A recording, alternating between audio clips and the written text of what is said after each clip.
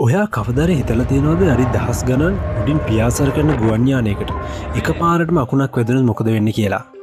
ප්ලේන්නේ කනවැටේද නැත්තම් මැතුලින්නට අකුණසරවදීද නෑ ඇත්තම කතාව තමයි ගොඩක් වෙලාවට මේ වගේ දෙයකින් ප්ලේන් එකටවත් ඒකඉන්න මගින්ටවත් කිසිම කරදරයක් වෙන්නේ නෑ.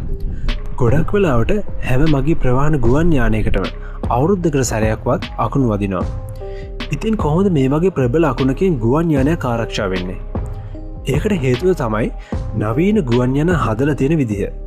ගුවන්යානයේ බාහිර ආවරණය හදලා තියෙන්නේ ඇලුමිනියම් වගේ විදුලිය හොඳින් ගලාගෙන යන ලෝහවලින්.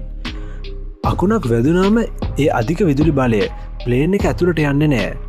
ඒ වෙනුවට ඒක යානේ බාහිර පෘෂ්ඨදිගේ ගලාගෙන ගිහින් ප්ලේන් එකේ වලිගෙන් හෝ පියාපත්වල කෙළවරින් ආයත් අහසරම් පිට වෙලා යනවා. මේ විද්‍යාත්මක සංසිද්ධියට කියන්නේ ෆැරඩේ කේජ් නැතම් ෆැරඩේ කේජ් ඉෆෙක්ට් කියලා. ඉතින් යානේ ඉන්නයට උපරිමුණොත් ඇහෙන්න ලොකු ශබ්දසහ පොඩි එලියක් විතරයි. යානේ ඇතුළ පරිගණක පද්ධති පවා මේ අකුණු වලින් ආරක්ෂා වෙන්න නිර්මාණය කරලා තියෙන්නේ. ඉතින් ඊළඟ සැරේ ඔයා ප්ලේන් එකේ යනකොට අකුණු ගැහුවත් බය වෙන්න එපා.